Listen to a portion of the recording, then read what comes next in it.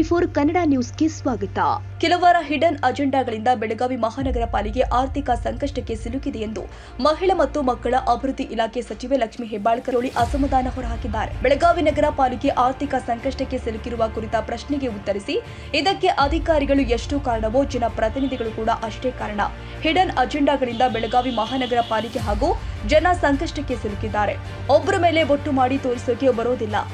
ನಿಸ್ವಾರ್ಥತೆಯಿಂದ ಅಧಿಕಾರಿಗಳು ಜನಪ್ರತಿನಿಧಿಗಳು ನಾವೆಲ್ಲ ರಾಜಕಾರಣ ಮಾಡಿದ್ರೆ ಬೆಳಗಾವಿಯನ್ನ ಸ್ವರ್ಗ ಮಾಡಬಹುದು. ಆದರೆ ಹಿಡನ್ ಅಜೆಂಡಾಗಳಿಂದ ಬೆಳಗಾವಿ ಮಹಾನಗರ ಪಾಲಿಕೆ ಸೋರ್ತಾ ಇದೆ ಅಂತ ಬೇಸರ ಹೊರಹಾಕಿದ್ದಾರೆ. ಬೆಳಗಾವಿ ರಾಜ್ಯದ ಅತಿ ದೊಡ್ಡ ಜಿಲ್ಲೆ, 2ನೇ ರಾಜಧಾನಿ ಅಂತ ಹೆಮ್ಮೆಯಿಂದ ಹೇಳ್ತೀವಿ. ಬೆಳಗಾವಿ ತಾಲೂಕು ಉಡುಪಿ ಜಿಲ್ಲೆಗಿಂತ ದೊಡ್ಡದು. ಬೆಳಗಾವಿ ತಾಲೂಕಿನಲ್ಲಿ 8.5 ಲಕ್ಷ ಜನಸಂಖ್ಯೆ ಇದ್ರೆ ಉಡುಪಿ ಜಿಲ್ಲೆ 9 ಲಕ್ಷ ಜನಸಂಖ್ಯೆ ಹೊಂದಿದೆ. ಇಂತಹ ದೊಡ್ಡ ಪಾಲಿಕೆ ಹೀಗಾಗೋಕೆ ಹಿಡನ್ ಅಜೆಂಡಾಗಳೇ ಕಾರಣ ಎಂದು ಲಕ್ಷ್ಮೀ ಹೆಬ್ಬಾಳ್ಕರ್ ಆರೋಪಿಸಿದರು. ಬಿಜೆಪಿ ಜೆಡಿಎಸ್ ನಾಯಕರ ವಿರುದ್ಧ ಪ್ರಾಸಿಕ್ಯೂಷನ್ಗೆ ರಾಜ್ಯಪಾಲರು ಅನುಮತಿಗೆ ಆಗ್ರಹಿಸಿ ಮುಖ್ಯಮಂತ್ರಿ ಸಿದ್ದರಾಮಯ್ಯ ಹಾಗೂ ಉಪಮುಖ್ಯಮಂತ್ರಿ ಡಿಕೆ ಶಿವಕುಮಾರ್ ಸಾರಥ್ಯದಲ್ಲಿ ಆಗಸ್ಟ್ 31ರಂದು ಸಚಿವರು ಶಾಸಕರಿಂದ ರಾಜಭವನ ಚೆಲೋ ಹಮ್ಮಿಕೊಂಡಿದ್ದೇವೆ ಎಂದು ಲಕ್ಷ್ಮೀ ಹೆಬ್ಬಾಳ್ಕರ್ ಇದೇ ಸಂದರ್ಭದಲ್ಲಿ ತಿಳಿಸಿದರು. ಬಿಜೆಪಿ ಶಾಸಕ ಬಸನಗೌಡ ಪಾಟೀಲ್ ಯತ್ನಾಳ್ ಒಡೆತನದ ಸಕ್ಕರೆ ಕಾರ್ಖಾನೆಗೆ ಕಬ್ಬು ಅರಿಯಲು ಕರ್ನಾಟಕ ಪರಿಸರ ಮಂಡಳಿ ಅನುಮತಿ ನಿರಾಕರಿಸಿದ್ದಕ್ಕೆ ದ್ವೇಷ ರಾಜಕೀಯ ಕಾರಣವಲ್ಲ. ಸರ್ಕಾರ ಕಾನೂನು ಪ್ರಕಾರ ಕ್ರಮ ಕೈಗೊಂಡಿದೆ. ದ್ವೇಷ ರಾಜಕಾರಣ ಮಾಡುವ ಅವಶ್ಯಕತೆ ಇಲ್ಲ. ಮುಖ್ಯಮಂತ್ರಿ ಉಪಮುಖ್ಯಮಂತ್ರಿಯಾಗ್ಲಿ ನಾನಾಗ್ಲಿ ದ್ವೇಷದ ರಾಜಕೀಯ ಮಾಡ್ತಾ ಇಲ್ಲ. ರಾಜಕೀಯ ಲಾಭಕ್ಕಾಗಿ ಸರ್ಕಾರದ ಮೇಲೆ ಇಲ್ಲ ಸಲ್ಲದ ಆರೋಪ ಮಾಡಲಾಗ್ತಾ ಇದೆ ಎಂದು ಲಕ್ಷ್ಮೀ ಹೆಬ್ಬಾಳ್ಕರ್ ಸಮರ್ಥಿಸಿಕೊಂಡಿದ್ದಾರೆ. 20 ಕೋಟಿ ರೂಪಾಯಿ ಕೊಡ್ಬೇಕಂತೇಳಿ.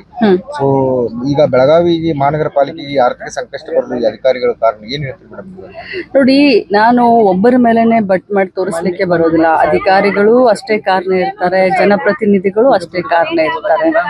ಏನಾಗ್ಬಿಟ್ಟಿದೆ ಈಗ, ಹಿಡನ್ ಅಜೆಂಡಾಗಳು ಬಹಳ ಆಗ್ಬಿಟ್ಟಿದಾವೆ. ಈಗ ಹಿಡನ್ ಅಜೆಂಡಾಗಳು ಇಂದ ಮಹಾನಗರ ಪಾಲಿಕೆ ಆಗಿರ್ಬೋದು ಅಥವಾ ಸಿಟಿ ಜನ ಆಗಿರ್ಬೋದು ಇವತ್ತು ಸಂಕಷ್ಟವನ್ನು ಎದುರಿಸ್ತಾ ಇದ್ದಾರೆ. ನಿಸ್ವಾರ್ಥತೆಯಿಂದ ನಾವೆಲ್ಲರೂ, ಈ ಕಡೆ ಆಫೀಸರ್ಗಳಾಗಿರ್ಬೋದು, ಈ ಕಡೆ ಜನಪ್ರತಿನಿಧಿಗಳಾಗಿರ್ಬೋದು, ರಾಜಕಾರಣ ಮಾಡದೆ ಬರೀ ಅಭಿವೃದ್ಧಿ ಒಂದೇ ಅಂತ ಮನಸ್ಸಿನಲ್ಲಿ ಇಟ್ಕೊಂಡು ಮಾಡಿದ್ರೆ ಬಹಳಷ್ಟು ನಾವು ಬೆಳವಣಿಗೆಯನ್ನು ಸ್ವರ್ಗನೇ ಮಾಡಬಹುದು ಬೆಳಗಾಂ ಸಿಟಿಯನ್ನ.